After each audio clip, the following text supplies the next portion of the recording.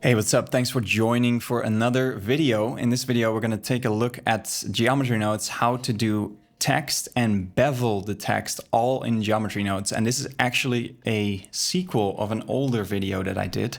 And we can take a look at the article where this first video that was maybe 2 years ago, we looked at how to generate text with Geometry Nodes and make the topology a little bit more consistent, or at least the density of the topology of the final mesh, make it more consistent, which you can see here, compared to the original Blender text. And that worked well. It has pros and cons, but that was an interesting video, but I got a lot of suggestions and questions about it, and Blender has gotten better, especially Geometry Nodes has gotten a lot better since. And the biggest thing that I want to share is beveling this text in Geometry Nodes without using any modifiers or anything, just pure Geometry Nodes, and see what that does. So I want to kind of turn this into a sequel of this older video that I did. So let's just start by downloading the final result that we ended up with in this video, which you can also do, and start from there. So when we jump into Blender, this is where we left off in that part. And the top object is the original Blender text, and then the bottom one is the Geometry Nodes text. Before I go into beveling, I want to kind of clean up this node tree and improve it a little bit. So, and make it just a little bit nicer as a Geometry Nodes custom group or custom modifier. So here we don't have any settings. So I would like to expose some of the text settings into the modifier here. So the way to do that is you go into the input group and you create a group input. And then, for example, we can create the string, take the string and plug it in. And now we can control the text over there, and it's still called string. So let's rename that as well to something more descriptive like text. And now if we change this to something else, it works, and we can change it from here, which is cool. Another thing I want to do is with this stuff, what we did was we added the backside back on top of it, but maybe we don't want that. So then it would be nice to just turn this off. But if we do that, it becomes completely flat. So the way to fix that is really simple. Just swap these inputs. Because when you disable the join geometry node, it only takes the top input and just, ignores the rest. So if we swap that, we only have the top, which is now like a shell mesh. It's like an empty shell. And what's interesting about this is that you could add a solidify modifier or something for 3D printing, which could be useful. But I'm not going to go into that. So we can swap this around. And now we have this, and we can turn it back on, and we have the backside back. Another thing is maybe work a little bit more with the size. And if you work with real text in a real world example, it might be useful to be able to control the size.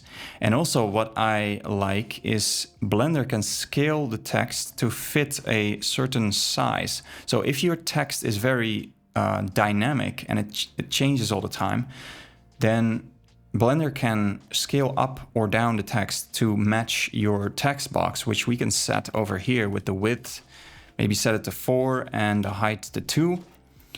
And then, especially if you're working with multiple words, Blender takes care of how to place them. So we could also expose those to the outside, and we can control that from here. And what that does is if you have more words, something like this, Blender will automatically scale and space the text based on your text box. So if you make it less wide, it scales down. If we make it higher, there more lines fit in it because the text box is higher. So that's that's just a nice way to control that. And let's see, I would like the lines to be a little bit less far apart, so we can do the line spacing, maybe lower that a little bit. And yeah, now you can see the scale or the size only works if you are working with small values, and then at a certain point it just doesn't allow you to scale up more because it doesn't fit in the text box, and it makes sure that it always fits in here. So if you make this a really long piece of text, a whole paragraph, then it will always fit. So that's really nice. The only thing I don't like is we're not able to center this properly. So I can hit center, but then it kind of centers the text in this virtual box. And I want to move the whole thing to the exact center of the world, or exactly around the origin of my object. And you can do a lot of math and figure it out with the box size, but that also depends on how much text there is. So that's kind of complicated. So what I came up with is simply use a bounding box, and based on the bounding box size, move it to the center. And actually, I'm going to turn off the original text for this. We don't need that anymore. So if you take a bounding box from here, and I promise I will go into the beveling stuff soon. But if you take a look at this bounding box, you can see it at this point, we are working with instances, and it's a bit confusing, but it's like instances of curves. So now if you take the bounding box, it takes a bounding box for every instance. And that's what you see here. But I want the bounding box of the entire thing. So what we need to do to make this work is we have to realize instances. So I'm going to just get this node, copy it over. And if we take the bounding box of that, we get this. And we can now simply take the min and the max, and we can add them together and plug them both in. We now add them together, and then we can scale them to 0.5, which is pretty much the same as dividing by 2. And what that does is taking the average of the min and the max.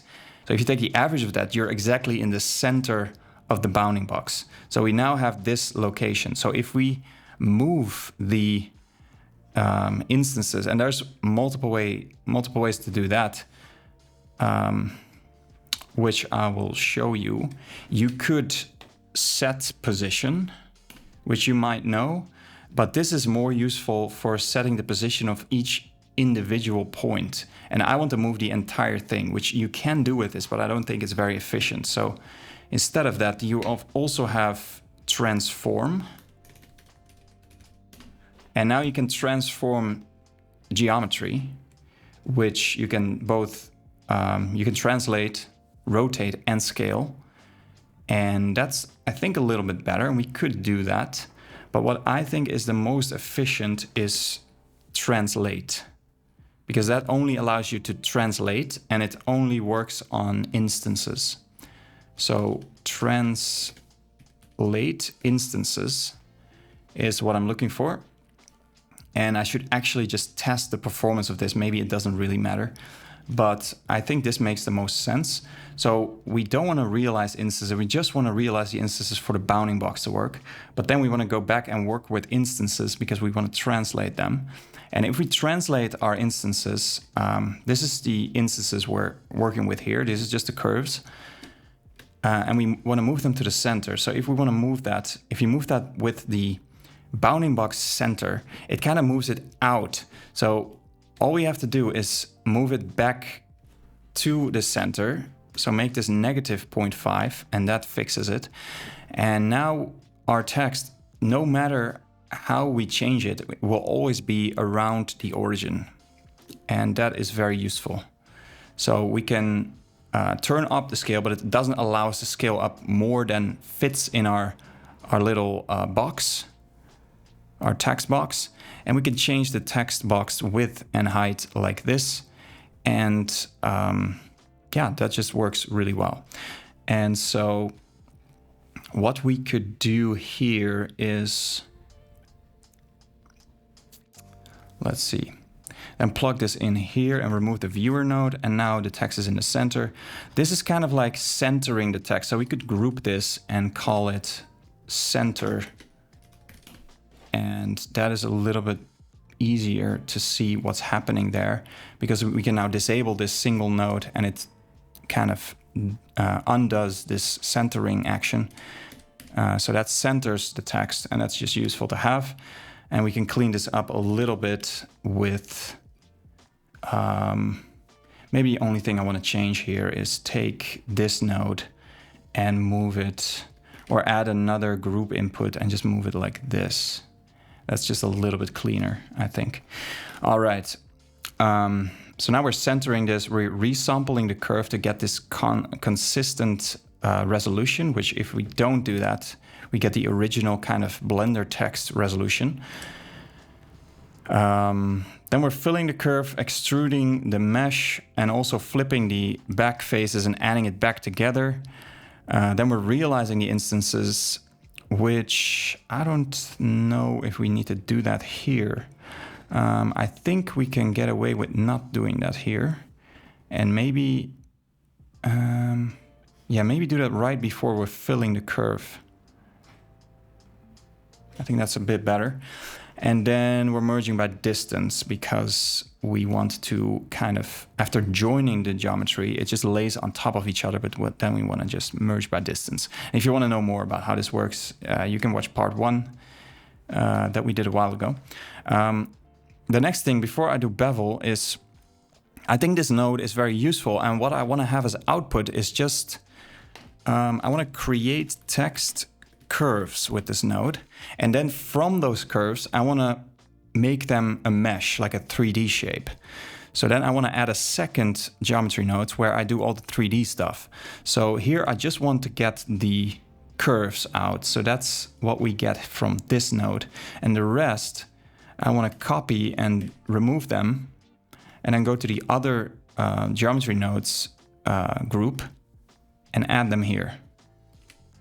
Like that, plug them in, and then we get to the same result, but now we can turn off this part, and we can, you know, instead of having one huge geometry nodes tree, which might be your thing, but it's a bit more easy to organize.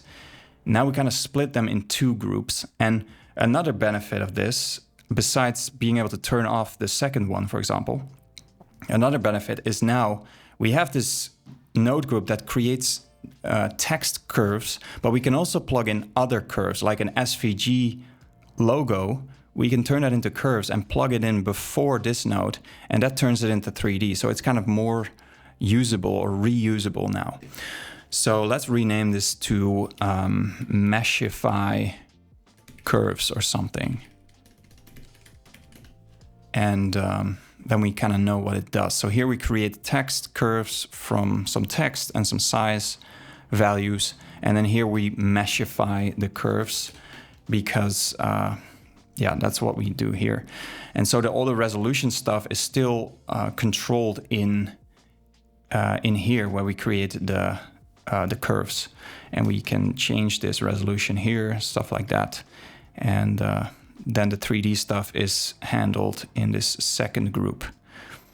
Okay, let's talk about beveling now.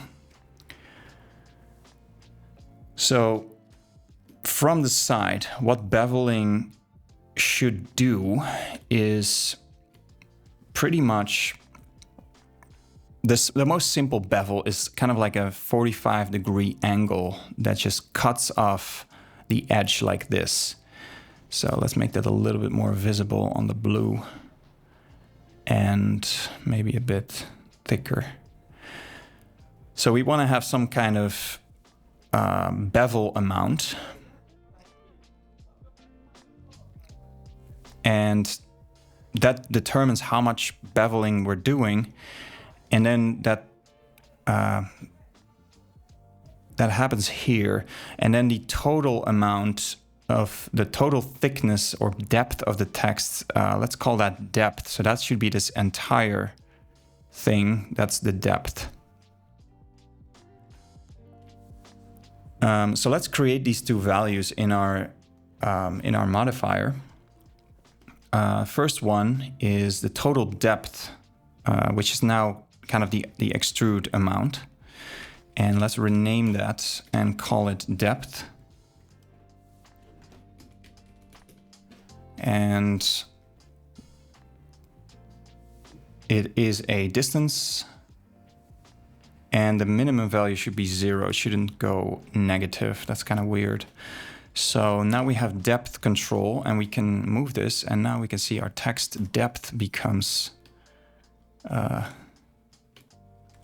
can be modified from here, which is nice. All right.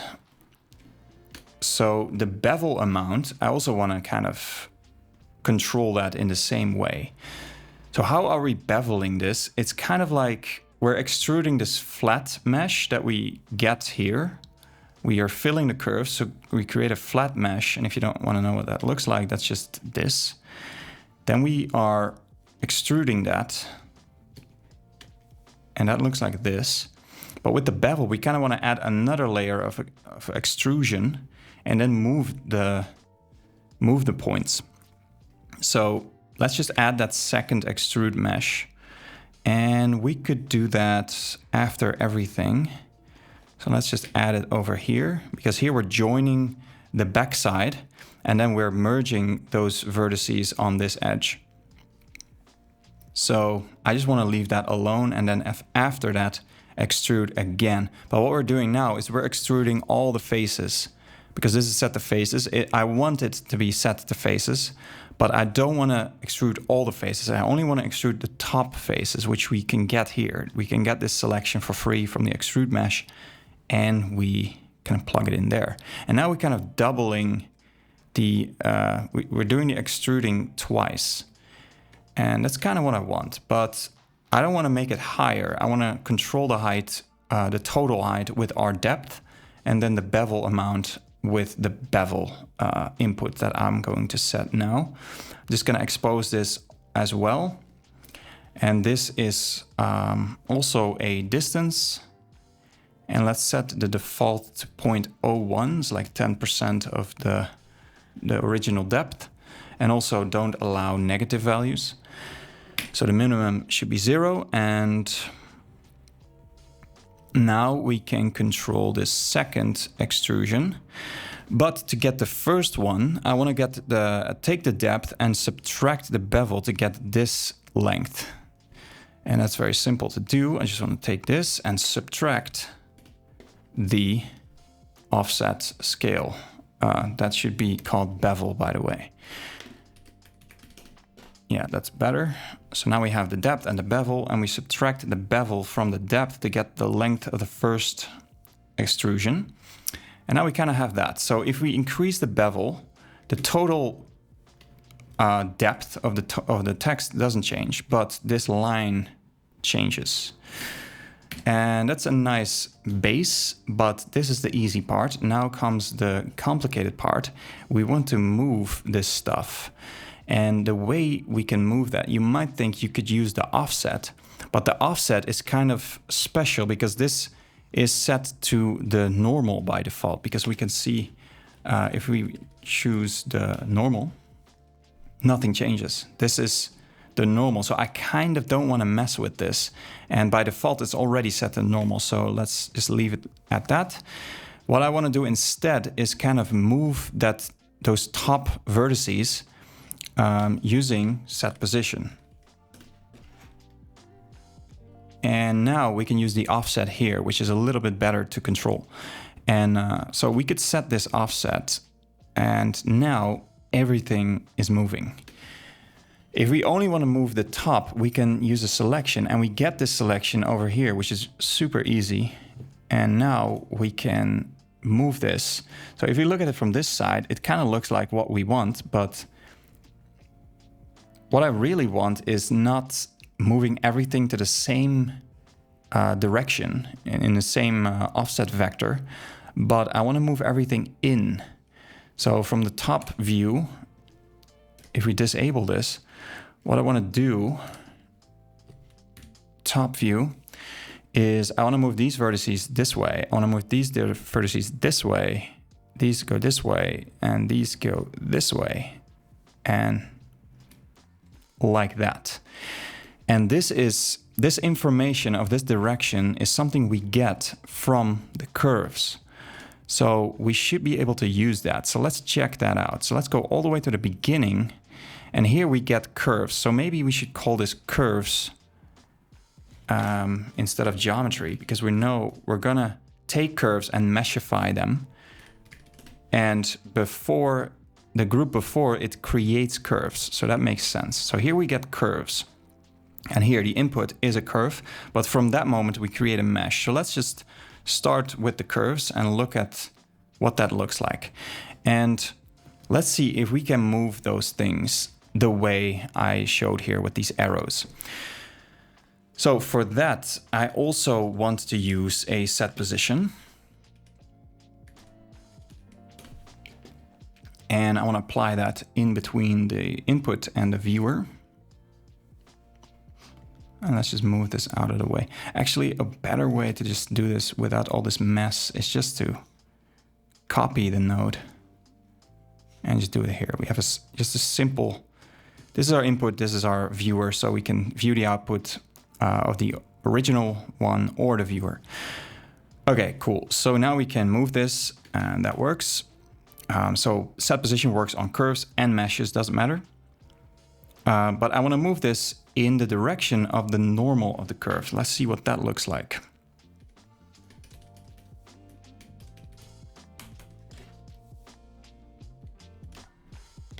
I was in the wrong window, I think. Yeah. All right, let's take the normal and plug that into the offset. And that gets pretty crazy. Why?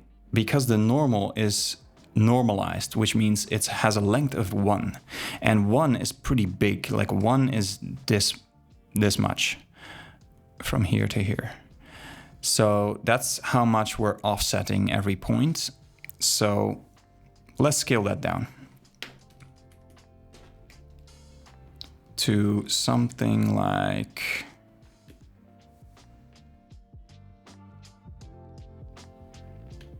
.01. And that kind of looks like what we want. So before that, this is the original, and then when we move that, it kind of moves in the direction of the arrows. And it's very sensitive because this is, the text is kind of small. If we could scale everything up, but I think it's not a problem. But this is exactly what we want. So let's see if we can do this to the mesh as well, because now we're just moving the curve. And if we move the curve, and we could plug that in, but then we change the entire text. So we could do that, but then what we're doing is moving the entire text and making it thinner in a way, going from there to there. And that's not what we want. We only want to apply this to select vertices of our mesh. So what I want to do is try to see if we can apply this, if we can get this normal at the mesh level. And you might already know where this is going because the mesh normals are a bit different than curve normals. So let's just try to set the position after we have filled the curve. So I can plug this in here, view it, and that gives us the original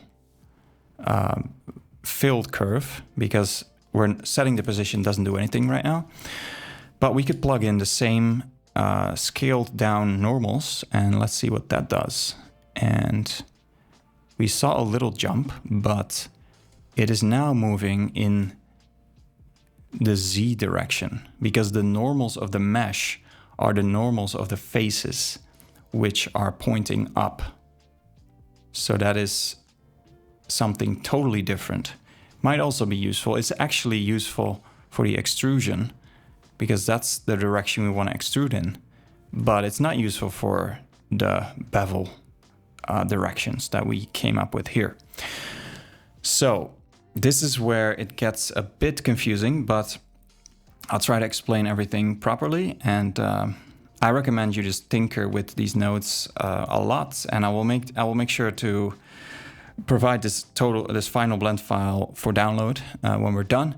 But what we want to do is I want to rely on one fact, which is after we fill the curve, we have the same amount of points or vertices in the mesh as we have in the curve, and the order of those points is the same.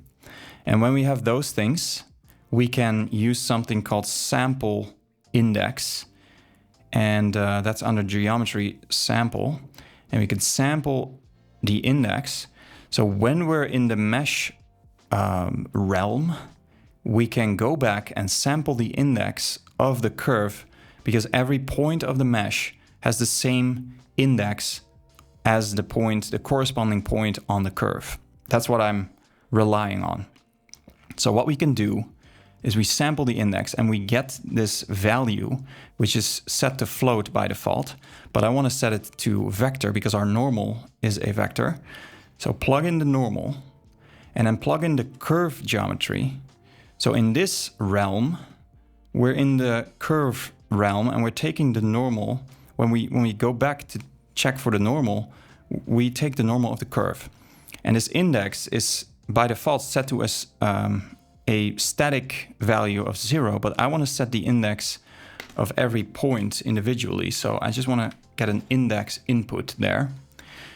And now, instead of getting our normal from a mesh, we can go through this and then we get it from the curve.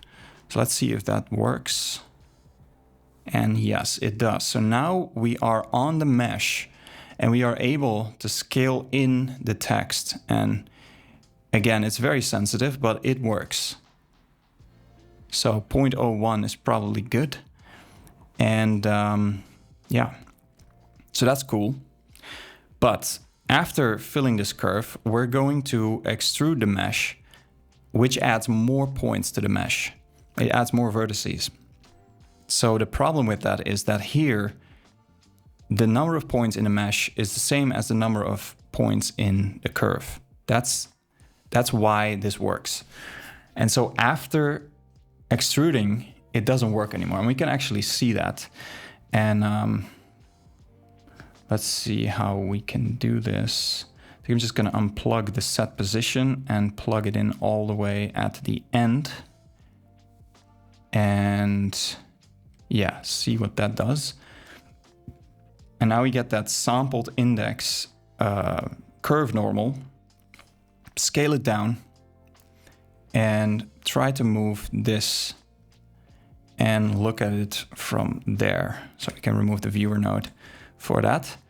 And as you can see, it kind of works, but only the first layer of the mesh is moving. When we toggle this, only the first layer of the mesh, the second layer and the third one that we created by extruding are not moving. Why is that? Because we have let's draw this. We have our mesh, which has these points. Let's say this is the first layer that we get after filling the curve. And so these points are numbered with an index. So it starts with 0, 1, 2, and it goes on. And we started with a curve, and that corresponds with, so it's like, maybe it's like a nice curve. And it also has the same amount of points with the same order. So this is 0, 1, and 2. And here at this stage, everything worked. But now we extruded and we added more points to the mesh. So what are the indices of these? That's going to be 3, 4, 5, or whatever the order is. And these don't have a corresponding curve index. So if we're trying to sample the index on those points, we get nothing. So the normal will be probably 0. So that's why they don't move. So if you look at this, the top 2 layers don't move. So that's what's going on. And actually what we want to do here is we want to only move this top layer. So what we have to do is set... I already had a set position here. So let's use that instead. Like that. So what we want to do here is only move the top, and we can do that by taking this top selection and plugging it into the selection of the set position node. And now it doesn't do anything because the top doesn't have that curve normal. So what we have to do before we extrude is capture this. And there is a node for that called capture attribute. And we can plug that in right after we create this filled curve. And we can plug it in like this. And then we create a value. And what we can change here is the domain. But the default domain is set to point, which is what we want because points on a mesh are the vertices. And that's what we want to capture this on. So now we capture this at this level, and we have to be consistent with using the mesh after the capture attribute from now on. So let's also plug it in like this. And now we're capturing this attribute, and we can rename this to something like, let's go to the node properties, and we can rename this to something like curve normal. So now we know what this is. So instead of taking this normal that we sampled with the index, we take the captured normal, and that makes it work. And this already starts to look like some kind of a bevel. And yeah, that's pretty much the trick. The confusing parts are the capture attribute nodes and the sample index node, and taking the curve normal instead of the mesh normal. And there's probably other ways to do this. So if you know of a better way to do this and think this is not the right way, please shout at me in the comments, because I really want to know better ways to do things. So yeah, the downside of this method is it relies on the fact that the curve needs to have as many points as the mesh, and that gets ruined when your curve has a high resolution, a higher resolution than 1. And I will go into this later, but that's where this breaks down. So this is not perfect, but in this case it works because we were sampling the curve using this resample curve node. If you don't do this, you can see everything breaks. So that's something to take into account. But at the end of the video, I'll show another approach. And yeah, I show an alternative to resampling the curve to fix some issues. So, okay, this is cool. Let's look at it from the drawing view again. And now we just have this arbitrary amount that we move to the right, but what we want is just to move as much down as to the right to get a 45-degree angle here. And it's very simple to do that. Just get the input, group input node. I'm gonna just move it over and set the scale to that bevel amount. And that is exactly what we want. So now we can scale this up and down. The total depth of the text doesn't change, but we have a controllable amount of bevel. And that's pretty much the most important thing I wanted to share in this video. So we can see everything works. If you overdo it, things will start to collapse onto each other, and you will start to see some, it's kind of funny that you see the red, like it's an error, because that means it's the back of the face and the normals are just messed up here. The reason why this happens is you're colliding into itself. Like over here, the mesh is colliding into itself. If you slightly lower this, things are good. And one way to fix, if you need a bigger bevel and you don't want this, you can set it to triangles instead, which is a little bit more robust, as you can see. And that looks like it works, but it still gives you errors and flipped normals and stuff, but it's just smaller because, yeah, let's look at the original. Yeah, over here, you can see we're colliding into, the mesh is colliding into itself. We still have flipped normals, but it's a lot smaller and maybe not a problem in your use case. And if you set this to n-gons, it just totally messes it up. And then we just have to lower the amount of bevel we do. But this is a pretty cool way of controlling this, and we can still control everything else upstream from here. We can control the resolution, everything works. But like I said, if we turn off this node, the beveling stops working. Why is that? That's because the curve doesn't line up with the mesh anymore. And that is because the mesh has a resolution of more than 1, I believe. So if the curve has some kind of a resolution, then it creates these, like say the curve has a resolution 4, I think every segment creates 4 points. Like that. And then the mesh you create has a lot more points. So the mesh will end up with more points than the curve. So that approach with sampling the index breaks. That's why this doesn't work. But there's a better way of fixing this. So you could either resample the curve and then you get a curve with a resolution 1, I believe, but just a lot more control points.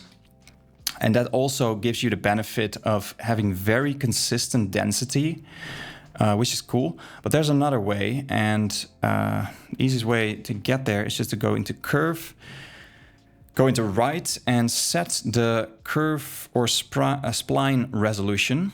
I think spline is that part between 2 control points of the curve. So that's like how many parts do we divide that spline into. The default is 12, but we can set it to 1.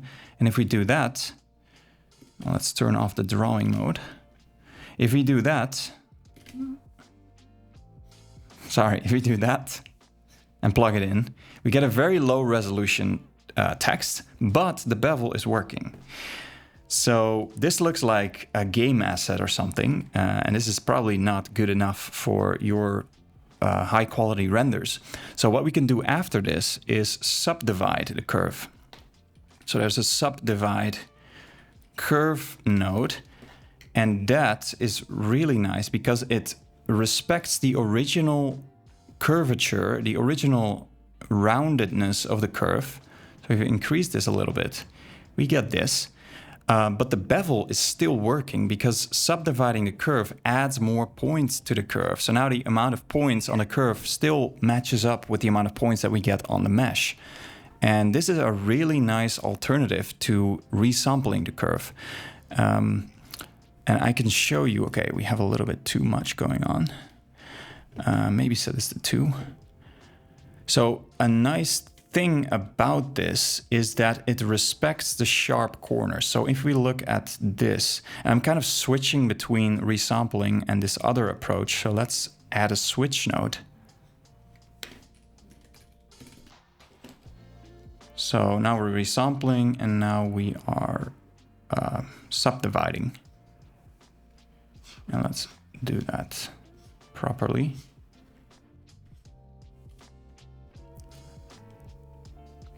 Okay, so when we are resampling, one downside that I saw people comment about is sharp edges might be lost, because when you have a sharp edge in your curve, what the resampling does is it tries to create segments that have a certain length. And that's if you set the resample to length, of course. But the nice thing is that this is very consistent, but it might not line up exactly with the corner point. So it might stop here and then it goes across the corner and it creates the next point here, and then you get something like this. So the other solution keeps that sharp edge. So that's the upside of this. And compared to the original Blender text method, which looks like this, here the density in the mesh is very extreme. Like here it's super dense, and then here there's nothing. So this solution kind of evens it out a little bit. It's still more dense here, and it's still very sparse here, but it's a little bit more than before, and it's here a little bit less than before. And that depends, of course, on the number of cuts you choose. But this is a really decent solution. It's still not perfect, it has pros and cons, but setting that resolution to 1 and then just cutting it with a subdivide curve node tends to work really well in certain cases. So that is what I wanted to share. There's actually another thing I want to share, but I don't have time for that. So I will do a next part. And in the next part, we're going to do a bit more fancy beveling. So if you look at this bevel, currently we have this simple 45-degree angle bevel. But let's say we take this point and we take this kind of segment or this segment, and we want to create a quarter of a circle rounded bevel. That is something I want to do in the next part, because there are some new node features in Geometry Nodes that I want to explore. And I want to show how you can create a rounded bevel with an arbitrary number of steps. So maybe in this case, it's 4 steps. So there's a segment here, a segment here, a segment here, and a line segment here. So there's going to be multiple extruding operations. And we're creating an arbitrary smooth rounded bevel. And yeah, that's what I want to do in the next part. So that's it for this sequel to the Geometry Nodes text tutorial. I hope you enjoyed it. I hope you liked the video and subscribe, and I will see you in the next part.